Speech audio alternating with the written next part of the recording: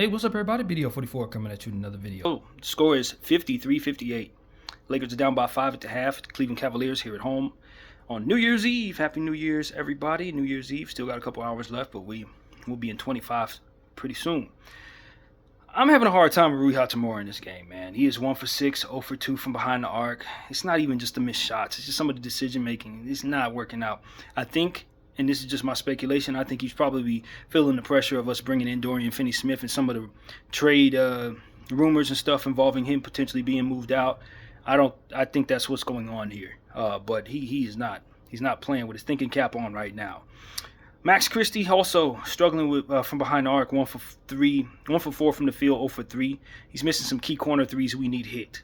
Against an offense like this that doesn't make too many mistakes, defense is as active as they are in the paint, we need our corner threes to fall, and they're not falling, and that's a big part of the problem. But that's pretty much the end of the bad, to be honest with you. Cam Reddish is 0 for 1 from behind the arc. I thought that three-point shot probably shouldn't have been taken. 0 for 2 from the field. 4 rebounds. So that's about as bad as it gets. From there, we're talking about Anthony Davis has 11 points, 5 rebounds, 2 steals, and an assist and a block. So he's having a pretty solid game. I thought his minutes was a little low for the first half just by the eye test, but I guess he did have 18 minutes, but didn't seem like he was out there as much as I maybe would have been comfortable with. Braun has 12 points, 1 block, no assists, 2 rebounds, and 2 turnovers. We'll talk. 6 of 10 for Austin Reeves from the field, 0 for 1 from behind the arc, 4 or 5 from the free throw line, 16 points, 4 assists, 3 rebounds, 3 turnovers. I like what I'm seeing from Austin for the most part. I hope the turnovers can calm down, but you know, that's not bad at all from Austin. He's really looking good out there. And who else am I talking about? Dorian Finney-Smith in his debut, 9 minutes, 1 for 3 from the field, plus 9, 2 points, 2 rebounds, 1 assist. He's probably going to be needed more in the second half than he was in the first. I understand that he had a little fumble issue in one of the plays, but ultimately he looked pretty good out there. Definitely like what I saw from him on the boards. Dalton Knecht, 2 or 4 from the field, 0 for 3 from behind the arc. I like his activity. We got to continue to feed him. He needs more attempts, especially with D'Lo gone. I'm going to need his scoring off the bench.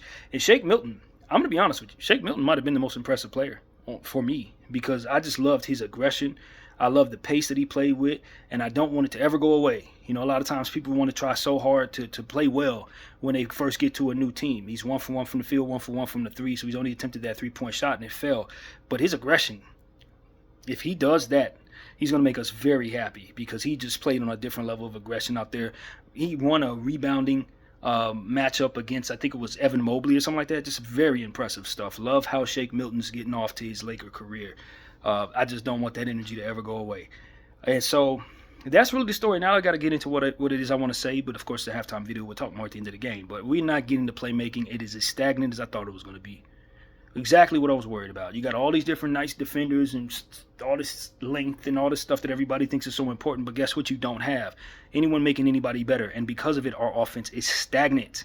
It's stagnant and it's irritating. Braun has no assists. We can no longer afford that anymore. He needs to have like 6 assists at the half, 12 at the end of every game in order for us to keep up the production necessary that we're losing in the playmaking. Our offensive players are going to struggle if we don't get them a damn facilitator, and you're seeing it now. What I was worried about, you're seeing it, and it only gets worse. With 21 for 51 from the field at 41%. 4 or 7 from 3 with 23%. So we can't beat the Cavaliers if we're going to shoot that poorly from behind the arc. We're just not. They're shooting 44%, 20 and 45, 7 for 22 from the 3 at 31%. So they're not having that great of a game. As I figured, the turnovers are a bit much for the Cavs. They do turn the ball over quite a bit, 7 for both teams. We've actually gotten 14 points off of them turnovers versus them getting 8 off of us, so that's not bad. We're winning the points in the paint total, which is real good news, 32 to 24. I don't know if that's sustainable, though, with all the length they have. 9 assists for the team at the half. We'll see how it ends. We like hovering around 30 or something like that. So now that we're down, we're paced to 18 assists. It's not going to be enough to win a lot of games. 15 assists for the Cleveland Cavaliers. They're halfway to their average. I don't know if that's their actual average, but usually about 30 a night. Steals, 4 blocks, 4 steals for the Cavs. 4 steals, 2 blocks for us. So I think our defense has been pretty solid. Free throw line, 77%, 7 for 9. So we want to continue to shoot well from behind from the free throw line. And they're 11 for 13, getting there more than us, mind you, at 84% there. So the rebound in total, 26 to 24. They got 2 on us, 6 offensive rebounds to both teams. So that's not too terrible. We don't want to stay on that trajectory. But yeah, the story for me is just how good the Cavs look, how quickly they can erase a deficit. They were down by 2 for all of like 5 seconds and then immediately got rid of that and ran it up by 9. And we just kept having stagnant offensive situations and Rui Hachimura just brain farting all over the basketball floor. So that's kind of what I'm seeing down there. Hopefully we can have a good second half. Like I said, we're stagnant offensively, and it's really an eyesore for somebody who loves ball movement and somebody who appreciates just the importance of the ball moving and how that makes everybody better and how that translates to everything. So if we don't get that facilitator, I promise you, we're not going to be as good as people think we're going to be. We're just not. BDL 44, I thank you all for watching. I'm out.